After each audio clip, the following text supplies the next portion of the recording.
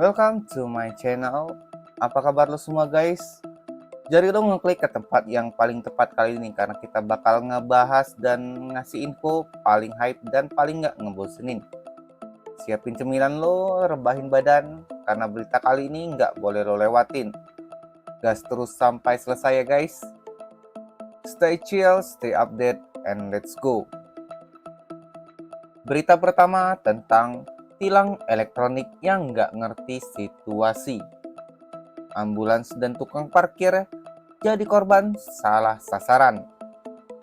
Tilang elektronik atau ETLE, Electronic Traffic Law Enforcement, belakangan ini lagi rame dibahas warga plus 62. Tapi bukan karena kinerjanya yang makin canggih, malah karena makin sering salah sasaran guys. Gimana nggak, masa iya mobil ambulans dan tukang parkir ikut-ikutan kena tilang. Kejadian ini sangat kocak tapi bikin kesal. Ini terjadi di beberapa kota besar termasuk Jakarta, Surabaya, dan Medan. Banyak laporan masuk dari warga yang kaget pas tiba-tiba dapat surat tilang. Padahal mereka bukan seorang pelanggar. Yang paling bikin gereng-gereng kepala, ada satu mobil ambulans yang lagi bawa pasien kritis malah dapat surat tilang karena dianggap menerobos lampu merah. Yaelah, itu ambulans kan lagi bawa pasien yang kritis. Bukannya mau balapan bro. Waktu itu saya lagi bawa pasien ke IGD. Tiba-tiba seminggu kemudian dapat surat tilang. Lah, saya kan jalannya sambil nyalain sirine. Masa tetap ditilang?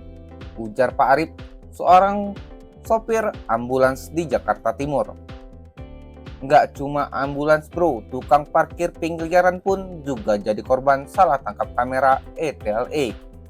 Bayangin ya, mereka lagi nyusun mobil malah dikira melanggar lalu lintas. Padahal mah mereka cuma berdiri doang, bukannya sedang menyetir mobil. Saya lagi bantuin mobil mundur, dapat surat tilang. Platnya sih benar, tapi mobilnya bukan punya saya. Saya kan cuma tukang parkir. Kata Bang Darto, tukang parkir legendaris di daerah Tebet.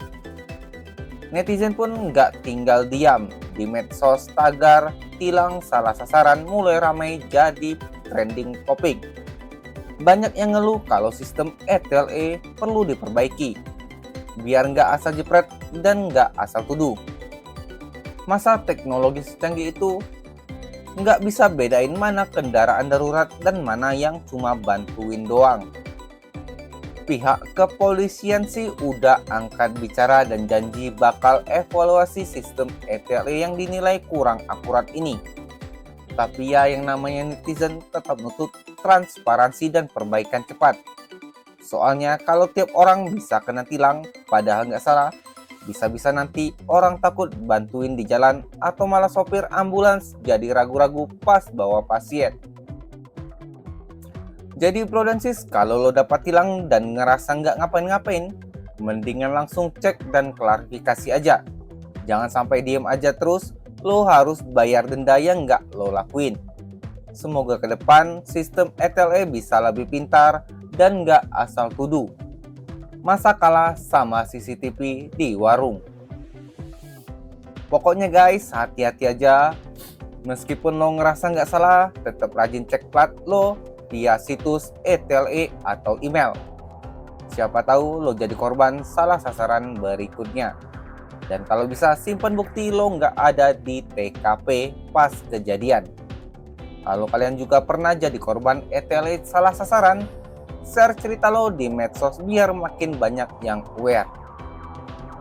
Oke, itu cerita dari ETLE yang banyak salah sasaran guys. Lanjut ke berita selanjutnya. Next berita datang dari wilayah Lampung. Bikin gerbang rumah dinas 6,9 miliar rupiah. Ex Bupati Lampung Timur jadi tersangka. Duit rakyat buat pintu gerbang.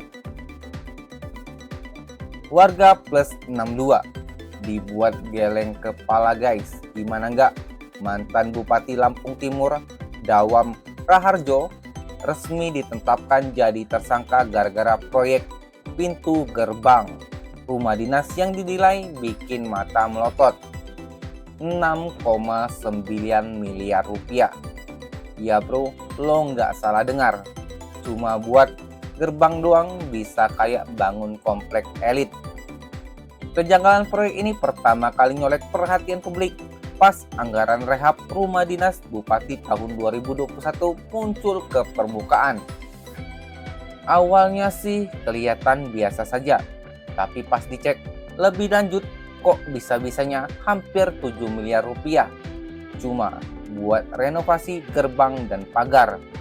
Ini gerbang rumah dinas atau portal masuk ke kerajaan Wakanda bro.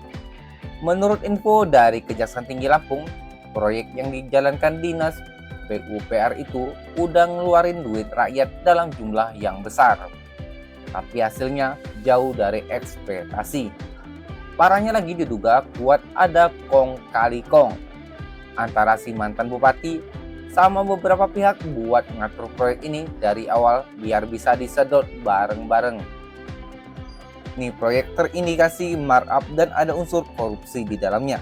Kita udah kumpulin bukti kuat dan resmi tetapkan DR sebagai tersangka, kata salah satu pejabat Kejati Lampung.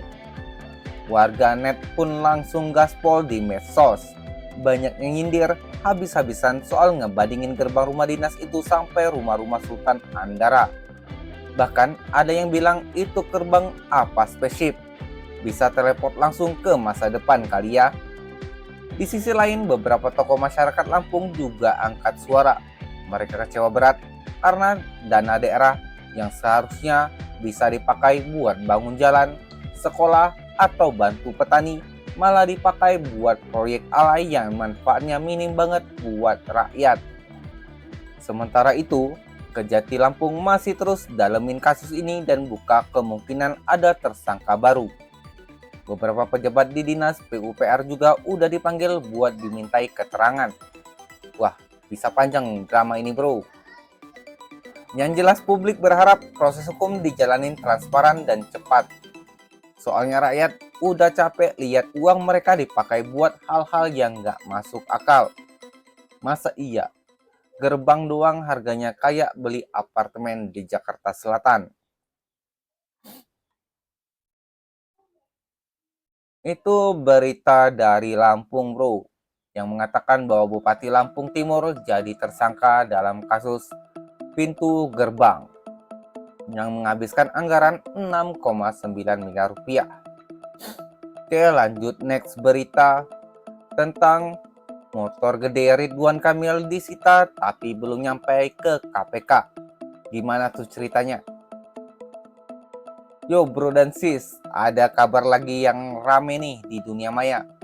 Kali ini datang dari mantan Gubernur Jawa Barat yang sudah viral karena gaya nyentriknya. Siapa lagi kalau bukan Ridwan Kamil alias Kang Emil. Tapi kali ini bukan soal desain bangunan atau quotes bijak dari beliau, melainkan soal moge. Yap, motor gede yang katanya milik Kang Emil ini lagi jadi sorotan karena kena sitaan cuy. Jadi ceritanya begini, KPK, Komisi Pemberantasan Korupsi, lagi ngegas terus ngeburu aset-aset yang ada hubungannya sama kasus korupsi Crazy Rich Tasik Ahmad Heriawan alias Aher. Nah, dalam proses itu muncul deh nama moge yang katanya terhubung ke Kang Emil. Tapi yang bikin publik bertanya-tanya, katanya udah disita, tapi KPK sendiri ngaku barangnya belum di tangan mereka. Lah gimana tuh? Udah disita tapi belum nyampe, kayak COD-an tapi drivernya nyasar entah kemana. Pihak KML sih udah klarifikasi, katanya itu moge memang titipan dan bakal kooperatif kok. Kalau diminta buat diserahkan, gak pakai ngumpet-ngumpet, katanya siap bantu proses hukum. Tapi ya tetap aja netizen udah ramai duluan bikin spekulasi dan teori konspirasi ala-ala. Yang pasti kasus ini masih jalan dan kita belum bisa ambil kesimpulan. Tapi satu hal yang jelas, moge yang kece itu sekarang jadi barang bukti yang bikin banyak orang penasaran. Oke deh guys, segitu dulu update beritanya buat lo semua. Jangan lupa jaga kesehatan, tetap kritis sama info yang beredar. Semoga bermanfaat. Jangan lupa subscribe untuk mendukung channel ini. Jangan lupa komen and share jika lo rasa info ini bermanfaat. Terima kasih.